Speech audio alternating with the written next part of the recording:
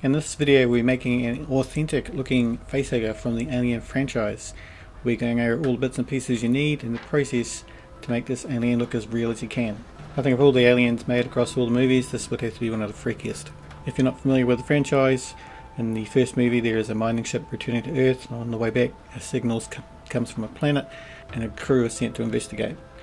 When down there, one of the crew gets impregnated basically by an alien and he gets stuck on his face.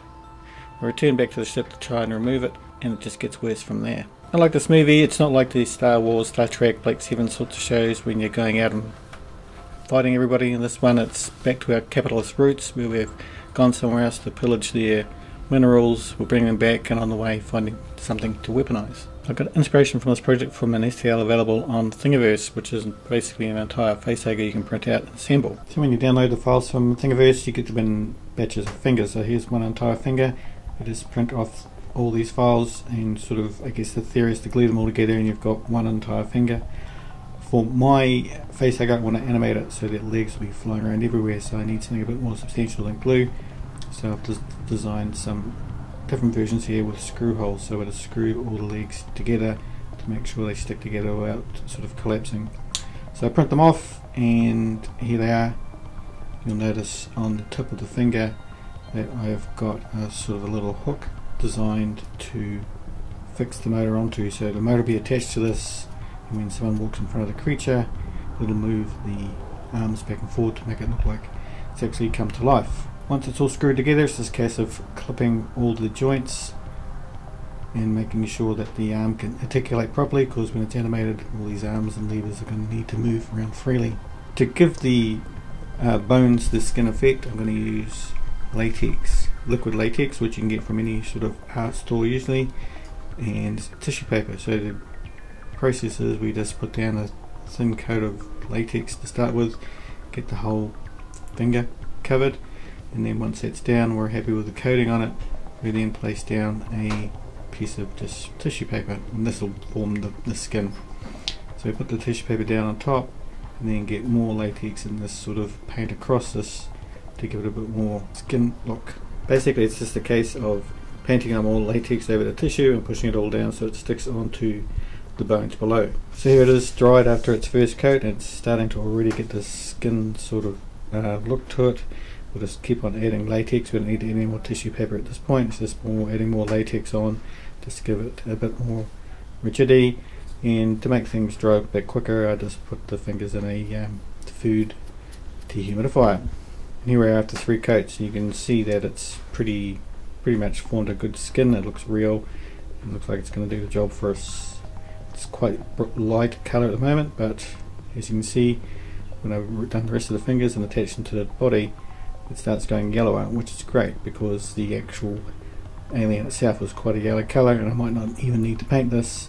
It's probably going to look pretty good right out of the box. So the next thing we need to work on is the tail. So the tail that came with the STLs is not the greatest for what I want to achieve here. It just looks skinny and miserable really. If you have a look at the images from the movie you can see that the tail is a pretty substantial looking object as it wraps around the victim's neck here. So what I want to do is create something very similar to this. What I did was create a STL file of what I thought would be a good size. So I just created this file, printed off some SVGs based off the outlines, and then cut these out of paper and stuck them down to a sort of thin mattress topper. It's about 10mm thick, this one, it's made out of foam.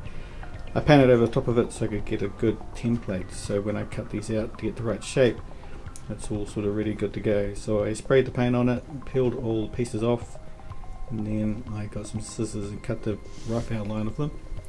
Then I moved on to my hot wire cutter. There's a design for this up in the top right hand corner there, and just went through each little piece and cut it out individually to around about the shape that I wanted it to be. Now let's compare it size wise to the alien so far, and it's actually looking pretty good. What I want to do is I don't want to put the latex over the top of the pink because the latex is sort of semi-transparent, so I'm going to give the tail a bit of a paint with some acrylic, and here it is here, and it's looking pretty good. It's quite flexible, and looks like it's going to do the part. The only thing is the way to attach it onto the body. I modified the original STL so I could just attach it on and still clip onto the torso properly. Comparing it to a picture of the actual alien itself, my tail is a bit sort of too smooth, and this tail in the movie's got some ribs in it. So what I'm going to do is get a Dremel and just put some galleries in it like this, and then it doesn't matter how rough it is because I'm going to cover it in latex like the fingers. So same process, just paint on my latex, put on some tissue paper to give it that look, and here it is all dried up and it's looking pretty good, looking pretty realistic actually.